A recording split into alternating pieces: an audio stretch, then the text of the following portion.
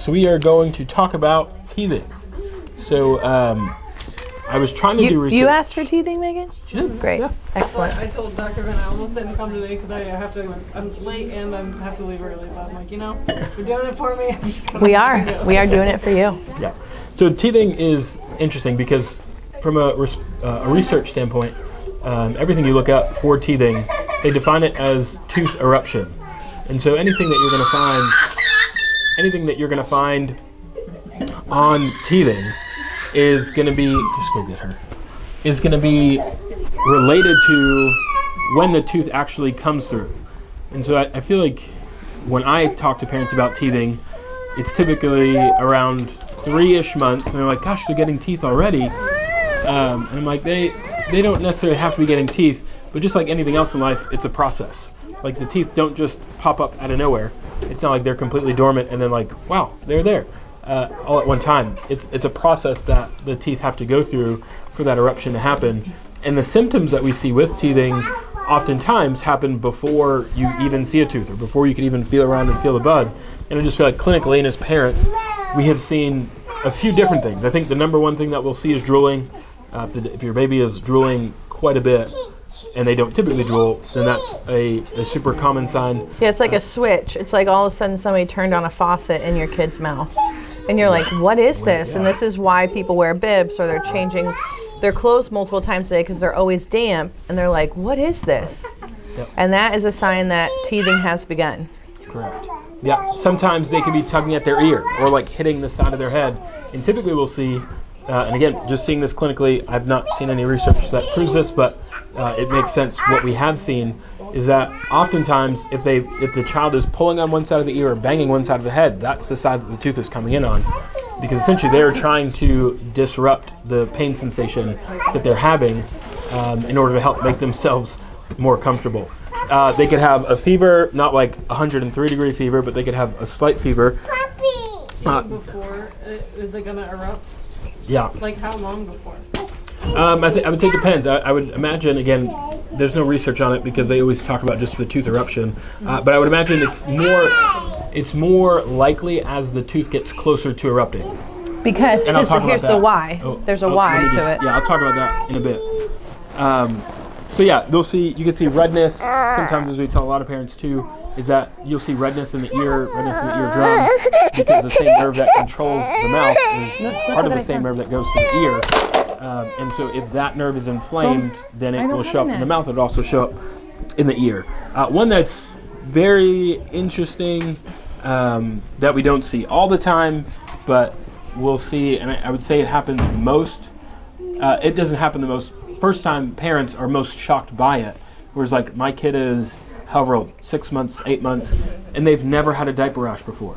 And all of a sudden they have a diaper rash. I'm like, where's that coming from? Like, we change your diaper, we do all this stuff. Yeah, it's always first-time parents, because first-time parents don't ever forget to change their kid's diaper. But second-time parents and third-time parents are like, oh, literally yesterday, 2 days ago, he was like, did you change her today? Have we not changed her today? And I was like, I don't know. And then I was like, no, I changed her. And then the other thing is now that we have an almost 5-year-old, she changes her. So it's up in the air. So if you're a first-time parent and you feel like your kid was in a diaper for a long time, it's okay. Your third kid's going to be in a diaper real long time. And I tried figuring out that one because we see it clinically, and again, even as parents, we see that there tends to be a correlation there. I couldn't find much science to prove why that happens. I have thoughts on it, and again, we'll talk about it in a second. And I think one of the other ones that we'll see oftentimes, this is kind of where I would say most parents bring it up to us, is with sleep, is where their child, and they're not thinking it's teething most of the time, where like their child goes to sleep and then they wake up an hour or two after sleeping, and typically that's when I say it's most likely that they are teething. And so then I would say I would just give them some stuff to help with the teething and see if it changes. And so I think with that, my thought then goes to, if these are the things that we see, the symptoms don't happen on accident. So what is the body trying to do? What is the body working on that it's making the baby express these symptoms that they'll have while teething? And so ultimately, if a tooth is erupting, you can imagine that the body is trying to prevent an infection from taking place. And so all of the things that we'll see, the slight fever, the swollen red gums, the drooling, like all of that stuff is the body trying to work to prevent an infection from taking place as that tooth is busting through. And so along with that, it's in like, well, what can we do to support them? And I think that's where one of the things that we do for all of our babies are the amber necklaces. I was doing some research, and they were talking in the research about babies chewing on the amber necklaces. I don't know where that came. I didn't even read the articles, but that's what the title was about. And I was like, I don't know who lets their baby chew on the amber necklace. Well, it also shouldn't be that big. Like, it shouldn't be big enough that they can get it in their mouth. So, like, when you go and you appropriately size an amber necklace, it is just around your baby's neck, making as much contact as possible. It's not long. Not the front. Like, and then the people are like, oh, well, I heard about people choking on amber necklaces. And I was like, again, it would have to be very long to be able to get snagged on things. Like, our daughter's necklace, if you look at it, is right here. Like, it's right at the base of her neck, and it's exactly that size. Yeah, like it can't go around her chin. Like, it can't come up. And so does that mean you have to buy multiple amber necklaces? Yeah, it does. Like, and that's okay. They can get wet. Like, you just leave them on all the time. And if you take it off and you want to like clean it or whatever, because maybe they have like that neck cheese because you got a real chubby baby, then you're gonna be like, what is wrong? Like, why is my kid? Because like, there's people who have amber necklaces and they just never see them on their child because they're so chubby, right? You know what babies I'm talking about, right? I sure do. And that's okay. Like, so there's a lot. The amber necklace is great, and how it works is that the heat of the baby's body warms it up and it releases salicylic acid, right? I think that's how you say the word. And that is like a pain reliever. And then there's all this stuff that you could read in Google articles and blog posts where people are like, that's not real, or this isn't. But from what we've seen clinically And and as experienced as parents, is that our babies, once they start drooling, we put the amber necklace on them and they stop drooling, like almost immediately, because they're drooling for pain relief. It's a part of the why of it. And so when you give them this necklace and it stops their drooling, they're still drooly, but it helps alleviate their overproduction of this stuff, especially kids who get a yeasty rash because their clothes are always damp and all of that stuff. Yeah. So that's one thing. And if you are scared about them choking, you can always put it around their ankle, but you're very far from the teeth. But also, the ankle doesn't give off the same amount of heat. Yeah, they're not going to be as warm. But like, say I have a couple friends who are really concerned about sleeping and choking, and so if you want to put them in a onesie that has closed feet and put their amber necklace on the ankle, if you need that as a parent, then you can still. That's a safe way to sleep. Yeah, I agree. And then talk about the other thing. What thing? The Camilla. So there's a whole line of homeopathy devoted to teething. Homeopathy is very, very small parts per million of different extracts. And again, you could Google homeopathy for teething and get a whole lot of articles. There used to be a Highlands teeth tablet that had belladonna in it. There are a lot of people that still very successfully use belladonna with their kids. But there was an incident, and so they took belladonna out of there. And so they don't even call them teething tablets anymore because it was such a thing. That's ours.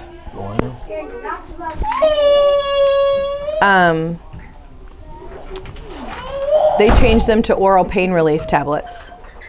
And if you look at it, they don't from teething tablets. So they don't buy Highlands. And so there was a whole thing. So if you Google it, you're going to see like this thing.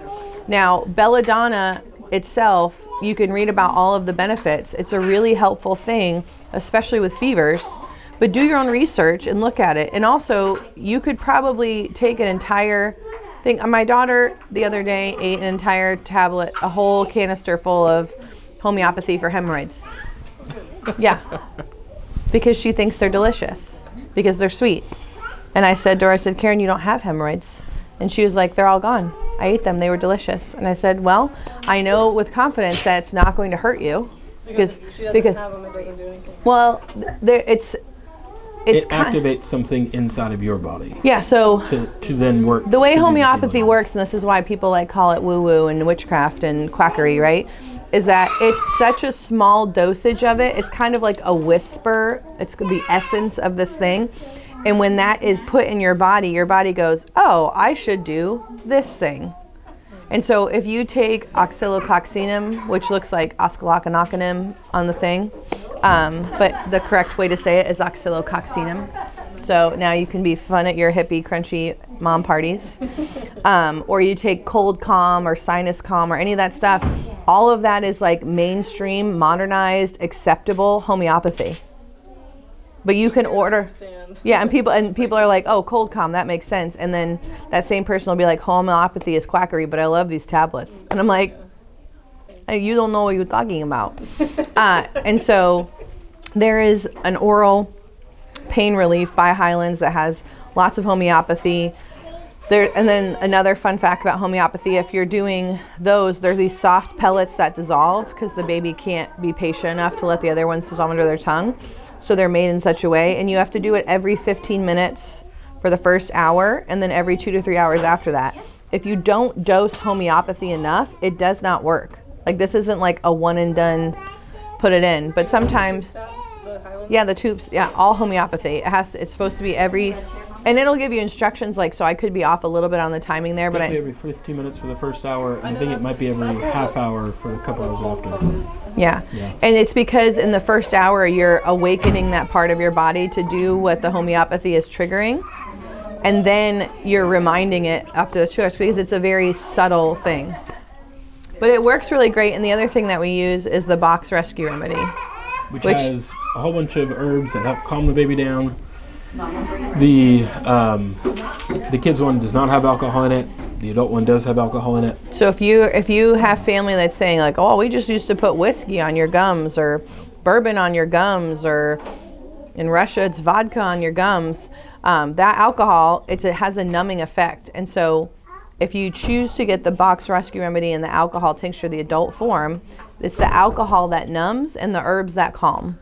So if you get the kids one, it's not going to do anything for you numbing wise, but it will maybe help your kid be calm. Mm-hmm. But that's a parental choice. Like, do I feel comfortable putting this alcohol tincture on my kids' gums? We feel very comfortable with that. Some people don't. Yep. And so I think the last thing I have is typically my recommendation for the babies who wake up or they go to sleep and then they wake up like an hour to 2 hours after going to sleep, is I would say try using whatever teething remedy you use. Another one too that I'm talking is like people have their kids chew on like ice and stuff, and I think that can work too. And they have teething toys that you can chew on. But my recommendation is try the teething remedy that you use when your baby wakes up, and then if they don't wake up again, then you know it's probably teething.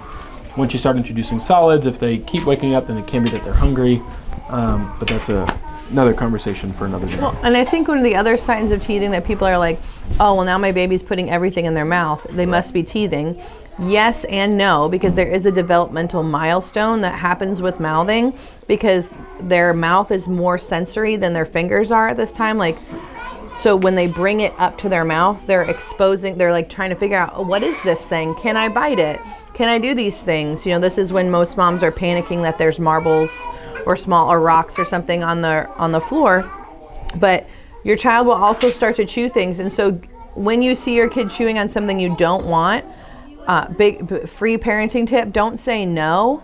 Just say, oh, we can chew on this, and have something ready to give them, because they're doing it to help them. They're going to want to chew on your keys or a rock. And a lot of people are like, that's crazy, but it literally feels good on their gums.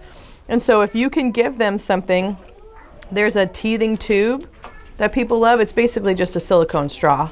It's a little bit denser, but kids love to chew on that. They're never going to want to chew on the teething toys you buy them, but if you can figure out something that is a happy medium that you're comfortable with, instead of saying no, don't, and just say you can, anytime that you can redirect your kid to a yes instead of just denying them is going to start to help you as they turn into a toddler, which you'll be really great at with your first kid. And then your second kid will hear no from their older sibling 384 times.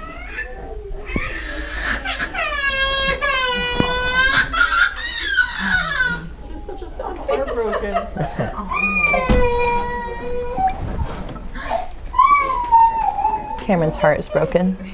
Yeah. Over and over and over again by the Farrar kids. Sorry our family is so against you, Cameron. We're really for you. We love you so much. It's all right, we'll try again tomorrow. Do you have any other questions, Megan? Well, the last talk that I missed, I know y'all were talking about like telling the difference between being like getting sick and starting the teeth. Yeah. And I feel like my whole family thinks I'm liars because like her nose will start to run. Well, she hasn't. What I really want to understand more is like the timeline of teeth because it varies per kid. She hasn't got new teeth since like September, so every time she had a bit of a runny nose, I'm like, she's got to be getting new teeth. And then she'd be sick, and then my family's like, oh, she was just sick. You always think it's teething. I'm like, well, she's gonna get more teeth at some point. Yeah. But so trying to just like tell the difference. That's why I asked like, how long before they erupt teeth do they usually start like showing runny nose? So some kids never show that they're getting teeth. Yeah, and sometimes they just. And some kids are wimps. Like, and it's just like their whole life is ruined by I teething. feel like some teeth are different than others. Molars Like, her are first one, very I'm like, different. Oh my gosh. Molars are, I mean, I significantly remember Nora getting her bottom molars. And the week before, him and I were just like, what is wrong with you? Like, why are you sleeping? Why are you so mad? Like, why are you so clingy? We had no idea. And then I tickled her and I hang her upside. We're very crazy with our kids. I'm hanging her upside down, tickling her, and I see in her mouth, and I'm like, "You have molar. Where did those?" And I was like, "Oh, that's why." And so, with it, usually the fever is going to show up closer to eruption because the function of the fever is to protect from infection as the wound is there. So there is a wound, and I really think God gave us no memory of this time. Because if you think about like what tooth pain is when you have like you need dental work, like tooth pain is the worst pain. And so I think that he deleted our memory so we don't remember tooth pain 0 to 3, right? And so as it's erupting, we don't want it to get an infection, and so the body will slightly raise the temperature. Now I will say you can have a perfect storm, right? You can be having a neurological leap, your child could be getting teeth, and you could have just gotten sick, or people are sick around you, and all this stuff is happening at the same time. This is actually happening to one of my best friends.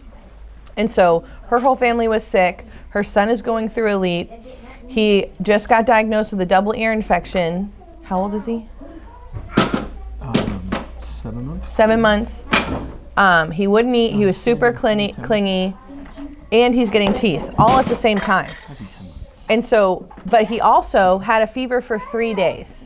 So usually a teething fever is like a 24 to 48 hour thing. And he had a fever for 3 to 4 days. And I said, so I'm betting that you are going to get a head to toe rash in a couple of days. Because whenever a mom comes to me and she says, we have a low grade fever for 3 to 4 days, which is not typical for a kid, it's usually this disease, virus called roseola. It doesn't bother your kid. They're going to literally have a rash that covers their entire torso, can sometimes go all the way over their face. They're going to have bright red cheeks at the end of the fever. And it's just how the body fights it. But a lot of times my moms will start to panic. They're like, oh, we had a 3-day fever and then we had this terrible rash. Oops. And I don't know how this happened. And I'm like, oh, it's probably roseola. It's usually a very high fever. Like roseola is like 103, 104 fever. And then they'll have a whole body rash. But if you medicate the fever, you don't know how high did it get, what did it do, but the body gets the virus, it fights the virus with the fever for a few days, and then you get a whole rash. And sometimes kids will just be awesome through that 3 to 4 days, and then be covered in a rash, and the mom goes into a straight panic. They're like, they're covered. Like, what's wrong? And we're like, oh, it's probably roseola, and it's over. By the time the rash is there, it's over. So there's so many smart things that fevers do. And if you have a clear runny nose, it's traditionally teething. If you have a snotty green nose, then we have some sort of thing going on in the body. The immune system is fighting. And mucus is an effective way. But because the drool is increased, the salivation is increased to keep the mouth clean, to keep the biome good, that's going to affect right here where the sinuses are. So that's why we see a clear runny nose in addition to, Jordan, I love you, girl. So sweet. We'll see that in addition to teething. And for your family that's gaslighting you about whether she is sick or not, it's tell her, Evelyn. Evelyn is used to Nora, so she's ready to shut her down. She's just not new today. Thank you for the hugs. You're very kind. But I would just say to your family who's like, oh, you always say that she could be teething when she's sick. It's like, well, I wouldn't do anything different anyway. So whether or not she's sick or she's teething, she needs me more. Or she needs this more, or whatever the conversation around it was. It's really more or less like, should I bring her around kind of thing. Yeah. And you can say, I didn't want to. So it doesn't matter. They're like, well, yeah, all Yeah, I right. usually do, and they're like, well, she could have been sick. You should have been more careful. But what is getting sick builds our immune system. Right. But yeah, I think that's probably beyond the scope of this, but just the thought process in general, just like, what does it actually mean even being sick? And again, because being sick, I think this is what we kind of talked about last time, is like many of the symptoms that she'll have while teething, are many of the same symptoms that she would have if she were sick. Because, and then would you Because say her that body's because going through she's something. teething, is she sick? No, just a physiological response from the body trying to get back to homeostasis, regardless of what the cause is, like what the body is trying to do. At the end of the day, it's like the best thing that we could do is support the body. And then just like, again, I think at that point it's just like, you could either not be around us or be around us, like that's your choice. But at the end of the day, again, it's if she has something, how the body responds is an intelligent thing based off of what environment it's in. And then we could go back to the whole conversation, just like, can it even be transmitted through a germ? And I know we talk about like each individual person's terrain when they're teething. Is their terrain and like defense down? Well, I would say it's probably not down, but it's fighting a battle, right? And so it'd be like if we were at war with like whatever country we're in, it's like if resources are being utilized there. If another country attacked, we're like, well, we don't have all those people, but we probably have some reserves, and so the resources are down. The defenses would definitely be lowered, and I think it would even make more sense too. Is like, could your kid be teething and then get sick? Yeah, it probably would be somewhat likely, it's if not stress. more likely, just because it's stressful. They're not sleeping as much, but again, their body is currently working somewhere else. Yeah. So their ability to fight whatever else is happening is going to be limited. So, yeah. So I wouldn't not take my kid out teething. I wouldn't not take my kid out sick unless my kid needed a rest day. You know what I'm saying? And if your family is saying, well, we don't want you to bring her if she's sick, if that's the like, as a parent, I feel like you get to decide that.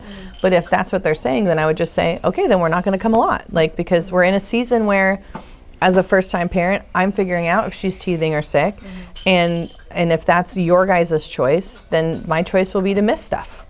And that's it. And that's like a very healthy boundary to say, like, no matter what it is, I'm just going to support her. And so most of the time I see teething being really hard at night. It's usually not super hard during the day because they're distracted. But at night when there's nothing else to distract, and that's also, we'll see these kids start to nurse a lot more at night. Because it, The right season for me. and so it's because it feels good on their gums.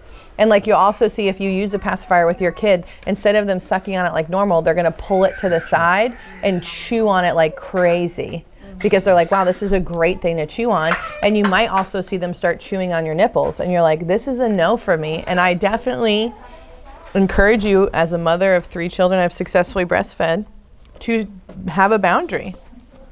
And be like, you can't do that. And they will start, especially as we're getting older children, they will start to understand like, oh, if I gnaw on mom, she's going to cut off the boob supply. But there's a lot of, like, if people are bottle feeding, they'll see their kid again, turn it to the side and start gnawing on it, and it's to soothe their gums. Or they'll chew on their fingers. And sometimes they'll bite their own fingers and hurt themselves. Like if your kid's totally fine and nothing could have hurt them, but they're screaming, they probably bit their own finger. Because they like think that it's just another thing. Because again, they're connecting these two things by mouthing everything. And also like a disinterest in food. Yeah, because it hurts unless it's something that they can like gnaw on. Sometimes that's the time to give them like a whole carrot.